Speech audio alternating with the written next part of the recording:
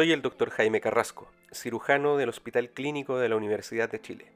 Me dedico a la cirugía y al estudio de la patología de pared abdominal, principalmente hernias. Este es el segundo de 3 videos donde hablamos de la patología de pared abdominal y hernias. La hernia se define como la protrusión anormal de un contenido a través de un defecto muscular al que denominamos anillo. Esta protrusión de un contenido intraabdominal, al emerger a través de este anillo herniario o muscular, empuja el peritoneo parietal al que denominamos en ese momento saco herniario. Una hernia, en términos generales, requiere que haya un anillo muscular por el cual va a emerger desde la cavidad abdominal un contenido, normalmente visceral, empujando el saco herniario. Tienen que estar los 3 componentes. Para que esto ocurra, tiene que haber un desbalance entre la presión intraabdominal y la capacidad de contener de la pared muscular. Entonces, en situaciones de aumento de presión intraabdominal como valsalvas, forzadas o crónicas, sobre una pared muscular debilitada por alteraciones del colágeno que son principalmente hereditarias o adquiridas a través del tabaquismo o algunos medicamentos o fármacos, genera finalmente que se produzca este anillo herniario por el cual va a comenzar a protruir el contenido intraabdominal debido a la persistencia de la presión intraabdominal elevada. Las hernias reciben distintas clasificaciones según su etiología, si son congénitas o adquiridas, por ejemplo, ante cirugía o trauma, según su tipo o el nombre de la hernia, que vendría siendo una ubicación, por ejemplo, una hernia umbilical, según su clínica o apellido de la hernia, por ejemplo, hernia umbilical primaria o hernia umbilical recidivada, si esta había sido operada previamente, y también puede ser reductible o irreductible. A su vez, puede llevar una connotación de urgencia cuando son atascadas, que refiere a un cuadro agudo que requiere cirugía, o encarceladas cuando presenta un atascamiento crónico. Estas normalmente no requieren cirugía de urgencia, o una hernia estrangulada, por ejemplo, hernia inguinal estrangulada. Estas sí conllevan una alteración del flujo vascular de la víscera que está emergiendo a través de ese anillo, por lo cual requiere una cirugía ahora ya. Recuerden manejar la clasificación anatómica, la clasificación topográfica. Una hernia umbilical siempre será una hernia umbilical, una hernia inguinal siempre será una hernia inguinal. El resto de las clasificaciones pasan de moda y no tiene una practicidad para los estudiantes de medicina. Más bien las utilizan aquellos que se especializan en el tema y se van actualizando a medida que aparece una nueva clasificación. En estos momentos utilizamos la clasificación europea de hernias. La hernia inguinal corresponde al mayor porcentaje en distribución de las hernias.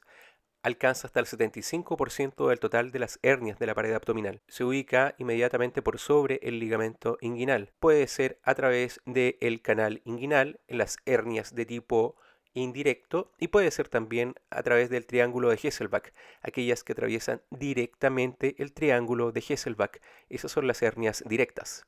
También pueden ser denominadas como hernias en pantalón cuando se suman la hernia directa e indirecta. La hernia femoral se ubica inmediatamente por debajo del ligamento inguinal y medial a la vena femoral. Corresponde al 5% de la distribución de las hernias.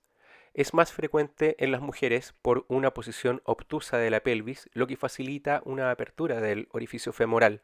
Por eso es más frecuente en mujeres. Sin embargo, en mujeres sigue siendo más frecuente la hernia inguinal. Recuerden que corresponde al 75% de las hernias. La hernia femoral tiene una mayor predisposición a la complicación aguda, dado que atraviesa un anillo que está compuesto por ligamentos, los cuales no son distensibles.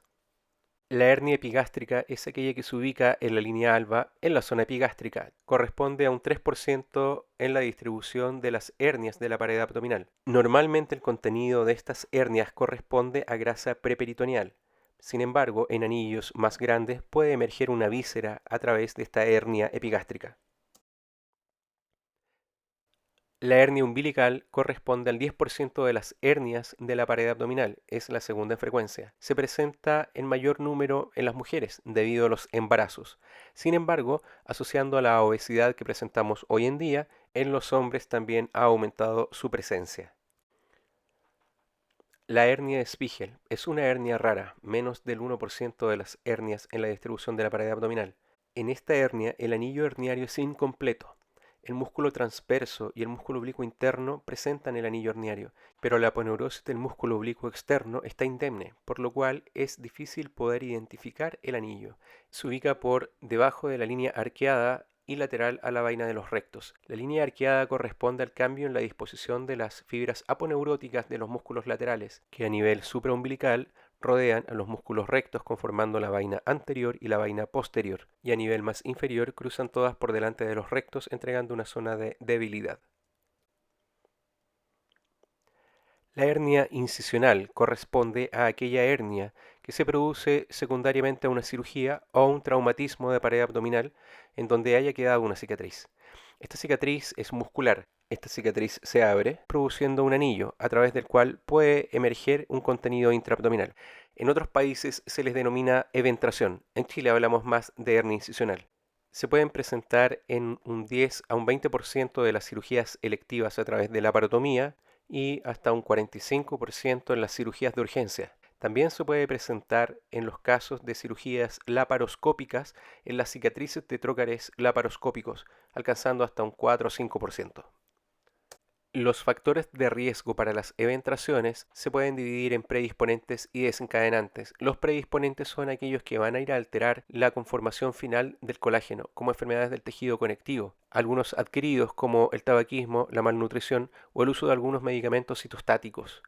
A su vez, la cirugía de urgencia, que conlleva grados de mayor compromiso del paciente asociado a sangrados muchas veces dentro del acto quirúrgico y a su vez a mayor infección del sitio operatorio. Por otro lado, los desencadenantes, que son principalmente aquellos que aumentan la presión intraabdominal. El diagnóstico de la hernia es esencialmente clínico.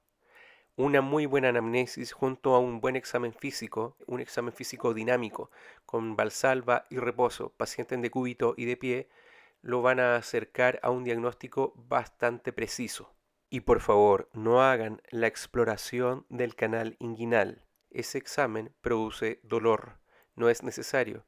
Por lo demás, no hay mayor diferencia en tratar de saber si la hernia es inguinal directa o indirecta.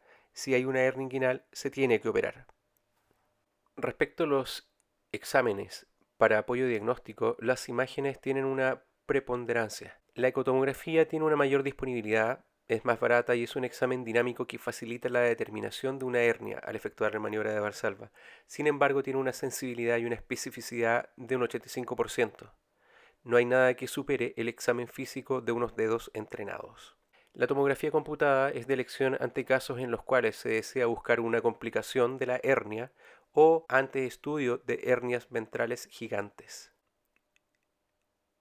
El diagnóstico diferencial de las hernias se hace principalmente con aumento de volumen o tumoraciones. En la zona inguinal, el principal diagnóstico diferencial tiene que ver con adenopatías.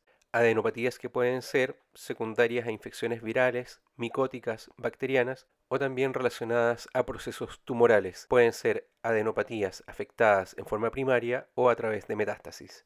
Por esto es importante efectuar un prolijo examen físico desde la uña del primer ortejo hasta la zona inguino-femoral. Las hernias pueden tener complicaciones que se dividen en agudas y crónicas. Dentro de las agudas tenemos el atascamiento, donde una víscera que está emergiendo a través del anillo herniario queda atascada o atorada en él y requiere una cirugía de urgencia.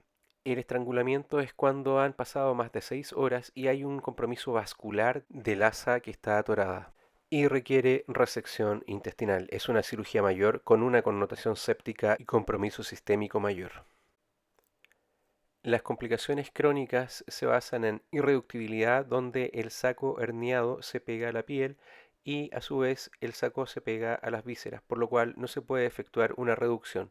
Por otro lado, la pérdida de derecho a domicilio es la situación en la cual el volumen que está en el saco herniado es mucho mayor que la capacidad del abdomen de recibir nuevamente este volumen herniado.